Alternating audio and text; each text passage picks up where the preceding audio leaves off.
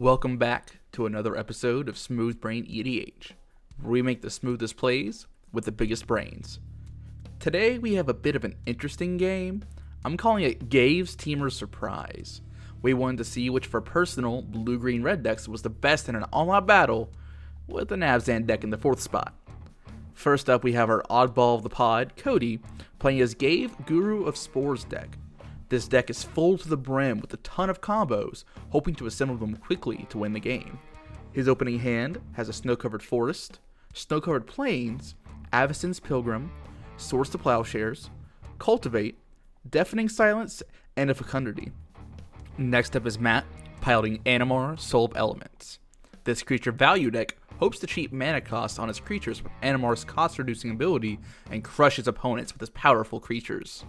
He keeps a hand of Yavimaya Coast, Misty Rainforest, Gruul Turf, Mosswort Bridge, Secure a Tribe Elder, Wall of Stolen Identity, and a Soul of the Harvest.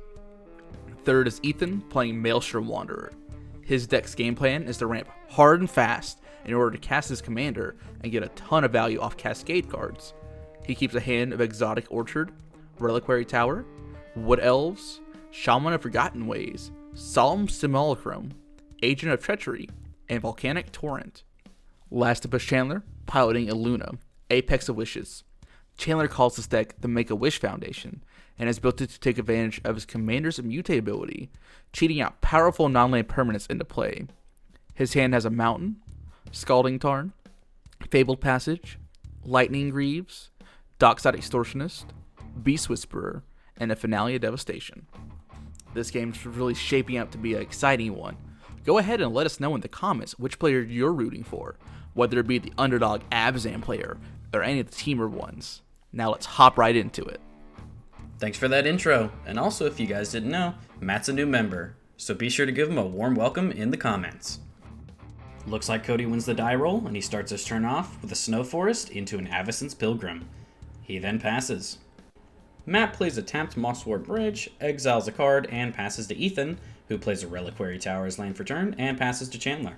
Chandler plays a Scalding Tarn, and passes back to Cody. Cody places Snow Plains, taps for 2, and casts a Spore Crown Thallid. He also casts a Deafening Silence. He then passes to Matt. Matt plays his Yavimaya Coast, taps for 2, and casts Sakura Tribe Elder. He then passes to Ethan, who plays his Exotic Orchard, and passes to Chandler. On his end step, Chandler fetches for his Triumph, and then moves to his turn, on which he plays a Mountain, taps for 2, and casts Lightning Greaves, passing to Cody after that. Cody casts a Cultivate on his turn. He finds 2 Snow Swamps. He puts one onto the battlefield tapped, and then plays one as land for turn. He also hits Chandler for 2, and then passes to Matt. And on his end step, Matt finds a Mountain by sacking Sack Daddy. And on his turn, he plays a Scalding Tarn, and then casts Animar. He then passes to Ethan, who unfortunately misses a land drop, and passes to Chandler. Chandler plays a basic forest, and then casts Finale X's1. He finds a Slippery Boggle to the battlefield. He then just passes to Cody, who plays a snow-covered forest on his turn, and then taps to cast Ghave. He then just passes. Matt plays a Scavenger Grounds as land for turn, then taps for 4 to cast a Wall of Stolen Identities, copying Ghave and tapping him down. He then passes turn to Ethan, who makes his land drop, but it's a Volatile Fjord, so it enters tapped, and he passes turn to Chandler. Chandler plays and cracks a Fabled Passage for a basic island, then casts a Beast Whisperer. He also equips Boots. He then passes to Cody, who swordses Matt's Wall on Chandler's end step. On his turn, Cody plays a Snow Swamp, and then casts a Juniper Order Ranger, before passing to Matt, who fetches on his end step. He finds a tapped Breeding Pool, and then moves to his turn, which he starts off with an island, and then casts a Soul of the Harvest for only 5 mana thanks to Animar. And I have a weird feeling that this Animar is going to get out of control, since the only deck with a lot of removal has black and white as its main colors. Anyways, Animar swings at Ethan for 3. The turn is then passed to Ethan, and Ethan starts his turn off with a Tireless Provisioner. He then plays and cracks a Misty Rainforest for a forest, making a total of 2 treasures. He then casts his Shaman of Forgotten Ways, and then passes to Chandler. Chandler decides it's time to cast his Dockside Extortionist, getting 2 treasures off of it and drawing a card. He then mutates a Migratory Greathorn onto his Boggle to ensure that he gets a land onto the battlefield this turn. He gets an island and then passes turn to Cody. And Cody starts his turn off with a Fecundity. He then makes a 1/1 Sapperling with Ghave's ability by removing a counter, He then immediately sacrifices it to put another counter back on Ghave, and because of fecundity, he gets to draw a card off of this. And after this, he passes to Matt, who plays a Misty Rainforest as land for turn. He then gets to cast a Maelstrom Wanderer for 6 mana. The first Cascade trigger gets a Collector Roof. And the second hits a Deflecting Swat, which can't be cast. But he does get to draw 2 cards off Soul of the Harvest, and Animar does get 2 more counters, so not all bad. He then passes to Ethan, and Ethan starts off with a Wood Elves finding a forest to the battlefield. He then casts a Solemn Simulacrum, getting an island to the battlefield tapped, and he makes 2 treasures off of this. He then just passes to Chandler, who casts a Nature's Lore to get a forest to the battlefield. He then mutates a Sawtusk Demolisher onto his Boggle. He gets to draw a card, blow up a non-creature permanent, and search for another basic to the battlefield. He gets a mountain and blows up Cody's Fecundity. Chandler then passes to Cody, and on his end step, Cody makes another 1/1 with Ghave. And on his turn, he ultimately just decides to pass to Matt, who fetches on his end step. And Matt finds a tapped Steam Vents. He then starts his turn off with a Cloudstone Curio. Oh. He then activates Mosswort Bridge and casts a free Seedborn Muse, and then bounces Maelstrom Wanderer back to his hand. He then plays a basic forest, and now with exactly enough mana to recast his Maelstrom Wanderer, thanks to Animar, that's what he does. His first flip is a Croson Grip. Unfortunately, because of Deafening Silence, he cannot cast that. And his second one is a Chaos Warp, and he can't cast that one either. But it's not all bad. Animar gets another counter, and he draws another card off Soul of the Harvest. Matt decides to just pass and untaps with Ethan. Ethan plays an island, making another treasure. Ethan then decides to take a risk. He casts an Unexpected Results. As long as he hits a creature or land card, he will get something out of this. Ethan shuffles and Chandler cuts, and Ethan reveals a Brass's Bounty. Unfortunately, he cannot cast that. He ultimately just passes to Chandler after that. Chandler plays an island as land for turn, and decides it's time. He taps for 6 and mutates Illuna to spin the wheel. He draws a card off of Beast Whisperer, and in response, Cody decides to Nature's Claim Matt's Cloudstone Curio. Chandler gets a bunch of mutate triggers and starts by finding a basic forest. He then blows up Cody's Deafening Silence, giving him another 3/3, and then resolves Illuna's ability, flipping into a Vivian Monster's Advocate. Not bad. He upticks, making a 3/3 with a reach counter. He passes to Cody, who shocks in a Temple Garden. He then casts a Dark Ritual into a Viscera Seer. And Chandler, having CDH PTSD flashbacks, knows that Dark Rid into Sack Outlet equal bad, so he counterspells it. He then uses the mana to make another 1/1 with Ghave, forgetting to actually take off the counter. He then just passes to Matt. Matt plays an Azusa Lost But Seeking with just 1 mana. He then casts a Thassa's Oracle to get the Pseudo Scry and draw a card. He then plays a Gruul Turf, bouncing back Mosswort Bridge. He then replays Gruul Turf to exile a card under it, and then casts a Cultivate to find 2 basic lands, 1 to his hand, 1 to the battlefield tapped. He then swings Animar at Ethan, who insta-chumps with Solemn to draw a card. Matt then plays an Arcane Signet, and Chandler yells at him for putting it under the card display, because our editor, me, said they do that too much. Matt then passes to Ethan, and they both untap. Ethan starts his turn off with a Volcanic Torrent, getting the Cascade off of it. Matt decides to respond by free casting a Kozilek Butcher of Truth from underneath his Mosswort Bridge, drawing 4 cards. And Cody eventually decides to respond by creating a few Saprolings with Ghave and then sacrificing them to give his smaller creatures more counters.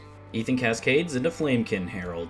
He casts it, and then Volcanic Torrent resolves, dealing 2 damage to all his opponent's creatures and planeswalkers. He then casts a Diluvium Primordial. He targets Nature's Lore from Chandler's graveyard, Swords to Plowshares from Cody's, and Cultivate from Matt's. And unfortunately, Matt forgets he has a Scavenger Grounds that he can pop to stop Ethan from swordsing his Kozilek.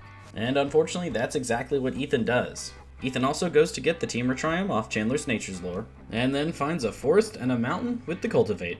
He then plays the mountain and gets a total of 3 treasures off of this interaction. He then just passes to Chandler, and Chandler starts his turn off by hardcasting an Atali. He draws a card off of it, and then attempts to move his boots. But Ethan decides to Chaos Warp Atali instead, and Chandler flips an Arcane Signet off of it. He then plays a Temple of Mystery, scrying 1 to the bottom, because he's just trying to find something to cast off the top with Vivian. He then taps for 4 to cast a Migration Path, finding 2 basics to the battlefield tapped. After this, he upticks Vivian again to make another 3/3 with Reach. And then he swings for 6 in the air at Matt, and then passes to Cody. And on Chandler's end step, Cody removes 2 counters from 2 of his Saprolings to make 2 more Saprolings. And now on his turn, he taps for 3 to cast a Mentor of the Meek. He then takes a counter off Ghave to make a 1/1, then pays 2 to draw a card. Cody then just passes to Matt, who decides to tap out and hard cast an Omniscience. He then free casts a Clever Impersonator, copying Chandler's Vivian, and Chandler responds by Nature's claiming the Omniscience. Matt then immediately downticks his Vivian copy, and then casts a Solemn Simulacrum. He finds a basic forest to the battlefield tapped, and a Dockside Extortionist to the battlefield off of Vivian's ability, making 4 treasure tokens. He then sacrifices 3 treasures to cast a Nyx Bloom Ancient. Uh-oh. He then uses his last treasure to make 3 green and cast a free Vorinclex. After this, he taps his mountain for 2 mana to cast a 2 mana Atali. The table then realizes that Maelstrom Wanderer gives Atali haste. And then Chandler, who can see the top card of his library, has a good laugh as Atali attacks, and Chandler reveals an Omniscience. Matt casts it, and everyone else reveals lands. And then Matt, realizing he never declared who he was actually attacking at, decides on Ethan, and Ethan takes 6. Matt then free casts an Oko, and an Izzet Signet. He then attempts to Elk Cody's Ghave, but Cody sacrifices it to itself in response to give his Ranger another 1/1 counter. And Matt, now empty-handed, passes to Ethan. Ethan starts his turn off with a mountain, making another treasure token.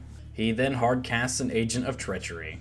It resolves, and Ethan decides to take Chandler's Omniscience?